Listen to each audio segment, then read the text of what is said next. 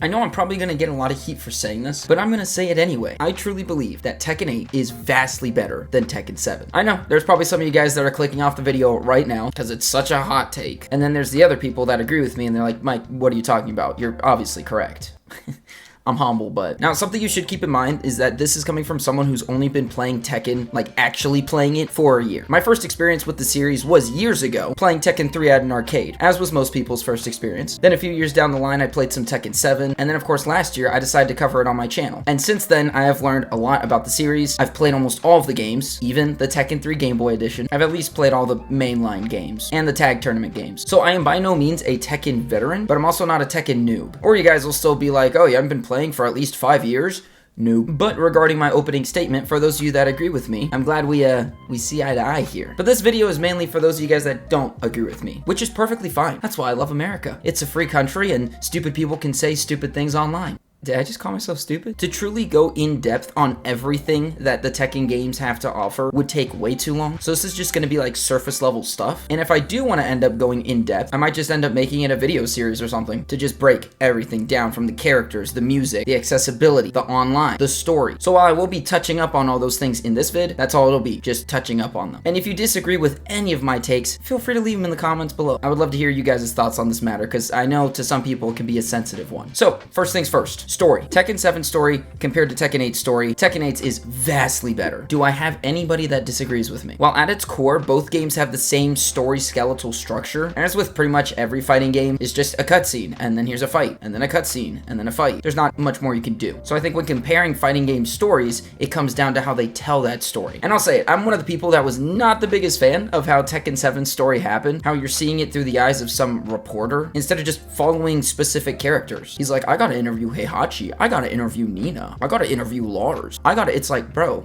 what? Dude, just cut out the middleman. And that's what Tekken 8 did. You played through most of the story as Jin, which was a bit of a bummer, but it's the Mishima saga, so it makes sense. And if you play through the whole story and now the story DLC, you get to play as like half the cast of characters. So that's awesome. Also, just the stupid, goofy, absolute nonsense that T8 story is. For those of you that haven't seen it already, I have a video of when I streamed it for the first time. I had not had that much fun in a long time. Still one of my favorite moments of this year. And the way that it tied everything together after years and years of conflict and everything to finally get the conclusion that we got was awesome. Then there's the story DLC where I have certain feelings about it, but overall I thought it was good. So yes, story, Tekken 8 wins in my opinion. Next up, I think it's worth going over the music. I kinda already did a video about this, and I got absolutely cooked in the comments. I was still new to the series, but you know what? I still stand by what I said. Does Tekken 7 have bangers? Absolutely. Tekken 7 has amazing music, but Tekken 8? Bruh.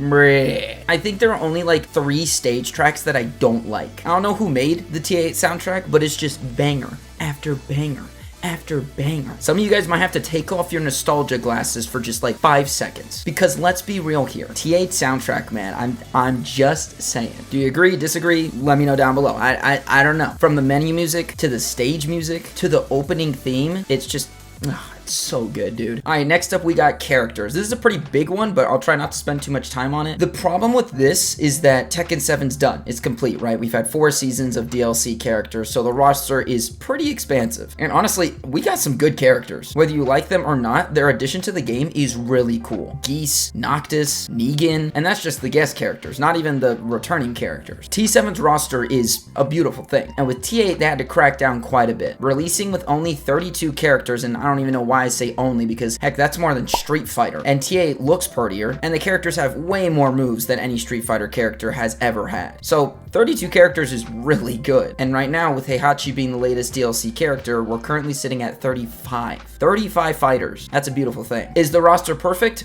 No. Is it pretty close? In my opinion, yeah. There are very few characters here that I feel like shouldn't be here. Excuse me. One of those would probably be Panda. As much as I love her, don't get me wrong, I do think that she'd be fine just being a Kuma skin. I said it before, and I'll say it again. Then there's Azucena. I know she was kind of supposed to be the replacement for Josie, and while I do like her more than Josie, don't kill me, I'm still not the biggest fan of her. They got all the classic characters in here, which I think is great, and I'm interested to see where the next few seasons of the DLC goes, regarding what fighters we're gonna get, whether it's returning characters or or guest characters. I think Season 1 DLC has been pretty solid. Lydia is the one that I haven't really been interested in the most, but Eddie and Heihachi, heck yeah, dude. 2 characters I'd really like to see, and you guys probably already know this, Lei Wulong and Ogre, or Mokujin. Either between Ogre and Mokujin would be pretty cool. But no, 100% Lei. If they add Lei, bruh. It's curtains. It's over. Best roster ever. Am I biased? Yeah, I am. So while it is a little bit hard to compare right now, since Tekken 7's roster is complete and T8's isn't, I'm still leaning more towards T8. Stages. I think it's without a shadow of a doubt that visually this game just looks better than Tekken 7, and we all know that that's due to the budget that they had when making T7, since Tekken Tag Tournament 2 unfortunately didn't do as well as they were hoping, and honestly Tekken 7 wasn't looking the best either, but luckily it ended up turning things around, and now we have Tekken 8. With the next gen consoles and whatnot, Tekken 8 easily wins visually. That's just, it is what it is. Not that visuals are everything, but they certainly help. And that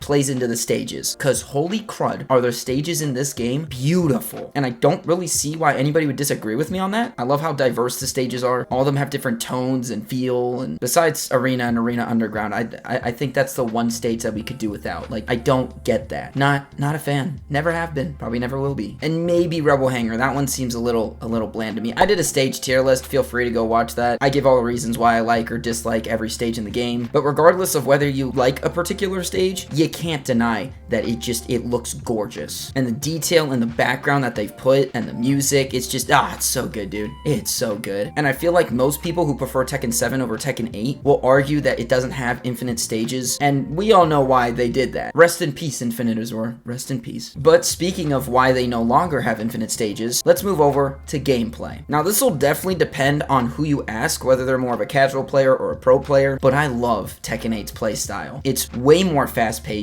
way more aggressive, and I know a lot of people had a problem with that when the game first came out. It was just you had to play aggressive or else you're cooked. Luckily with the 1.05 patch, they really fixed sidestepping and being able to decide to play more defensively, and they've just been improving on that ever since, which is really nice. But I love how aggressive T8 is, man. I liked Tekken 7, but I didn't enjoy how defensively people would play. It was just them throwing out the same safe option over and over again, hoping that their opponent would mess up, and then once they got him in the air, it was just, here's a 40-hit combo. It's going to take you across the entire stage and take up half the match's time. It was kind of just whoever messes up first loses. And while that is still the case with Tekken 8, I also just feel like you have more options. You can be aggressive and get away with certain things. You can be dumb. It's just more fun. You just throw random stuff out. I know some people call it YOLO Tekken and they don't like it, but I think it makes for the most interesting matches, man. Some just crazy stuff will happen. You're like, what? It keeps the game fresh in my opinion, and keeping it fresh keeps it fun. So that's just what I think, but again, I'm not a pro player or anything. Pro players probably still prefer Tekken 7 over Tekken 8, competitively at least. There are some other little features that we could compare with both games, but the last one that I want to talk about today is online. Holy crud. This is an interesting one because Tekken 8's online is far from perfect, but in my personal opinion, it's still better than Tekken 7. T7 just felt like it always took 5 minutes for you to get into a match. Whether it was the game struggling to find you an opponent, or they found you an opponent, and then you hit accept, and then you're just stuck in the loading screen forever. Was it just me? With T8, it almost frustrates me how fast it is sometimes, because I'm like, hold on, I want to practice this combo while I'm waiting for my next match, and it's just instantaneous, boom, here's your next fight. It's like,